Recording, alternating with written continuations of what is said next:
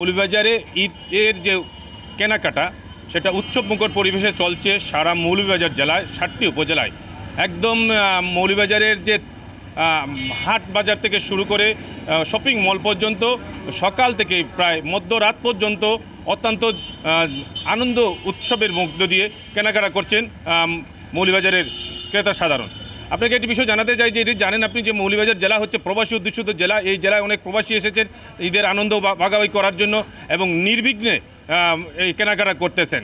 এই মৌলভীবাজার যেটি হচ্ছে হাওর এবং চা বাগান সমৃদ্ধ, এখানে চা বাগানে যে শ্রমিকরা রয়েছেন তাদের মধ্যে প্রায় 2%-এর অধিক যারা মুসলিম রয়েছেন তাদেরও উৎসব আমেজ বিরাজ করছেন এবং হাওর পাড়ের মানুষ যারা রয়েছেন তাদের মধ্যেও এই ঈদের উৎসবটা বিরাজ করছে কেনাকাটার মধ্য দিয়ে এবং নির্বিঘ্নে কেনাকাটা করতেছেন। আপনাকে একটি বিষয় জানাতে চাই যে এই মৌলভীবাজার জেলায় প্রায় 2 রোজা থেকে ঈদের কেনাকাটা শুরু হলেও এখন পর্যন্ত কোনো অপ্রীতিকর ঘটনা ঘটে নাই। কোনো রকম বড় ধরনের দুর্ঘটনা এবং ছিনতাই সহ বিভিন্ন যে অপ্রীতিকর ঘটনা ঘটে সেটা এখন পর্যন্ত ঘটে নাই, যার কারণে এটা মৌলভীবাজারের যে প্রশাসনের পক্ষ থেকে সার্বিক নিরাপত্তা ব্যবস্থা নেওয়া হয়েছে এবং মৌলভীবাজারের যে বিভিন্ন পয়েন্ট যেগুলো রয়েছে সেখানে পুলিশ প্রশাসনের পক্ষ থেকে ব্যাপক প্রশাসনিক নিরাপত্তা ব্যবস্থা জোরদার করার কারণে এখানে এই অবস্থার সৃষ্টি হয়েছে বলে আমাকে মৌলভীবাজারের পুলিশ প্রশাসন সূত্রে জানিয়েছে। আমার সাথে আছেন এখন মৌলভীবাজার পুলিশের সর্বোচ্চ কর্মকর্তা পুলিশ সুপার মহোদয়। তিনি জানাবেন যে এই মৌলভীবাজারে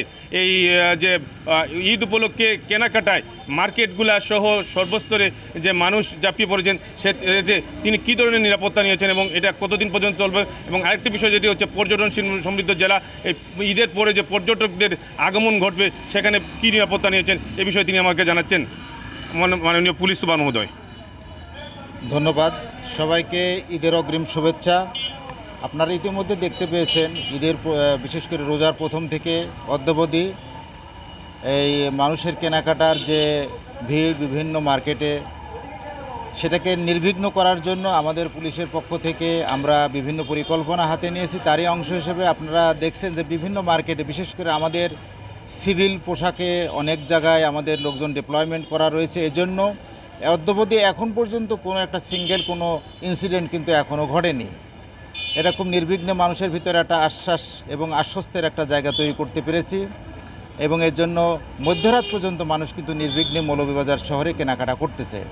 পাশাপাশি আপনারা এবার একটু নতুন বিষয় একটু যোগ করতে চাই, সেটা হলো এই শহরের ট্রাফিকের জন্য অন্যান্যবার বেশ যে একটা দুর্ভাবনার বিষয় থাকে, মানুষের ভিতরে একটা ভোগান্তির কারণ থাকে।